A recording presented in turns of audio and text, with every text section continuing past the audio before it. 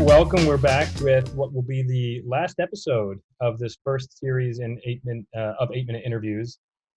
Very excited to introduce Emily Cardner from MongoDB. I'm sure Hi. everyone listening is very familiar with them. It's just one of the most wonderful engineering stories, certainly coming out of New York. So we'll get started. Emily, why don't you introduce yourself? Let us know what you do at MongoDB, and then tell us just a little bit about the business. Yeah, absolutely. So I am the manager of the campus recruiting team at Mongo. My responsibilities really are overseeing all of our intern and new grad programs. We have intern programs around the globe. We have a really cool rotational new grad program. We're expanding into different business units and regions, although primarily we're focused in software engineering. And so that's my responsibility, and a little bit about Mongo. For those who don't know, it is a software company. It's a document-oriented database platform. So yeah.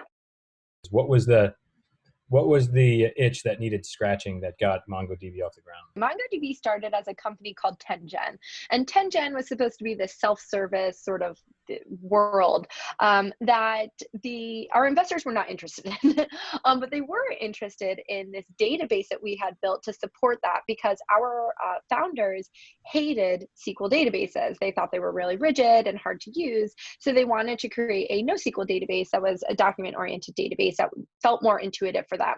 What's also really cool is that one of our co-founders was the intern for the other co-founders. So that's why the intern program is so important for MongoDB.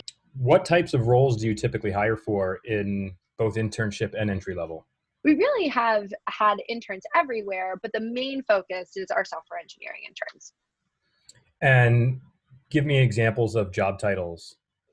Yeah, so interesting for us, all of our interns are just software engineering interns. So then what we do is, as they go through the program, we kind of showcase it, or the interview process, we showcase the different teams that are available to them. And then at the end, they would rank their favorites, and we will match them based on their interests and their skill set to cloud or server or language drivers or enterprise tools or developer productivity or security.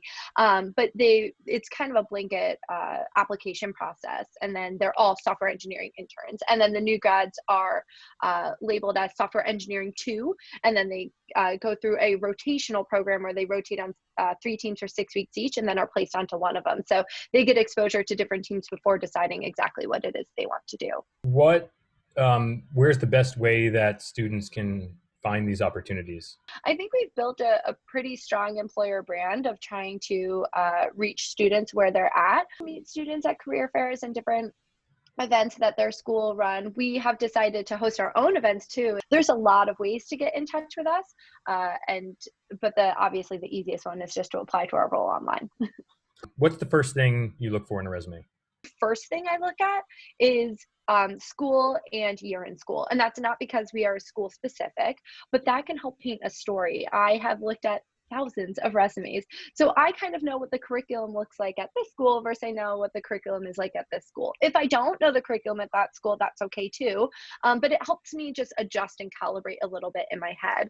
And then year in school is important, just because a student who's a sophomore is going to have had a different experience than students who are juniors. That doesn't mean that one is better than the other, but it just helps paint a little bit of a picture for me of like what I'm looking at. So that contextualizes everything. And then from there, I'm just trying to look at a variety of things to see if you're like a well-rounded student who wants to learn new stuff. Is GPA a requirement for you all, or is it particularly important? No, and I actually don't care about GPA at all. What about cover letters? Do you read cover letters?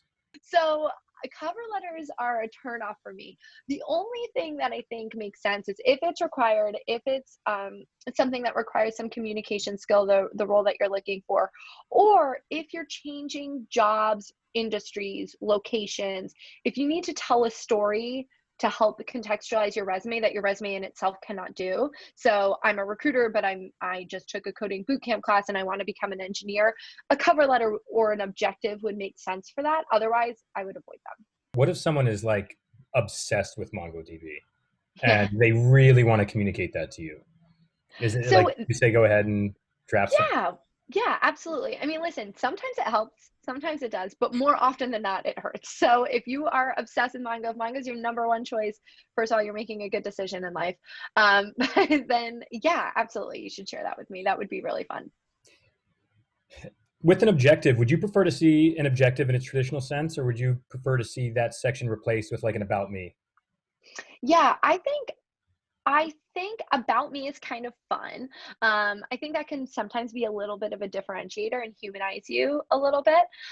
Otherwise, there's still probably a lot of other stuff that you want to put on your resume that you can't, and that's just taking up space. So I would remove it unless it really helps contextualize the resume itself. Walk us through your interview process. Yeah.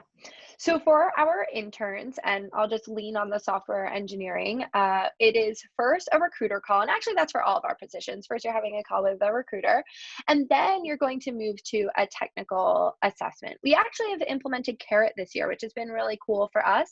Carrot is a way for you to have a real conversation with a real engineer. They're just not an employee of MongoDB.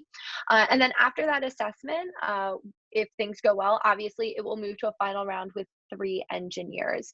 We're focusing a lot on data structures. We're focusing a lot on algorithms and programming experience, as well as behavioral and making sure that you adhere and are a part of the values that we have at MongoDB.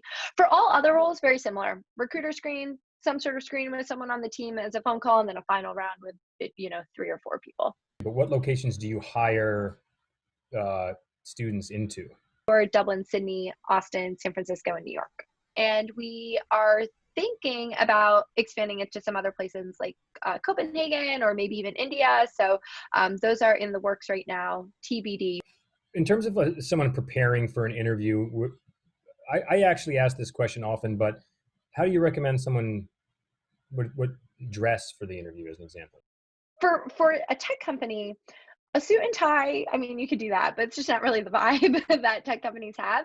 So I just think you want to look like you want to be taken seriously, right? And dressing a little bit professionally, even if it's a video interview, even if you're in the comfort of your own home, you get other ways to prepare for the interview. One of my biggest piece of advice is to go to their website, look at the latest blog, look at their latest tweet, look at their latest Instagram, and see like what are the things that they're throwing out there. You would be surprised. There might be a cool feature release. There might be a region that they expanded into. There might be some awesome things that are going on that can lead to cooler questions for you than what's the culture like at MongoDB. Do you encourage students to even reach out on their own to LinkedIn to chat with other engineers or recruiters? You just want to be really thoughtful about how you do that. My recommendation would not be to like blast everybody or talk to like absolutely every single like connection you have, but see is can you go through MongoDB's employees and see that this person went to your school and maybe they can make a referral for you? Could you see that maybe this person did a talk once that you watched and you thought it was interesting? I think those connections and being really pragmatic as opposed to just, blasting things out and praying that someone responds is a much more pragmatic way to go about things. And where did you go to school? University of Delaware. And I'm Can't wait to very share. proud of it, and I talk Can't about wait it to share. constantly. So if there's any UD fans out there, please message me. Emily, thank you so much for taking the time to share this with students. They're obviously going to love it. Yeah, awesome. Well, it's been a pleasure being here. Thank you. Great.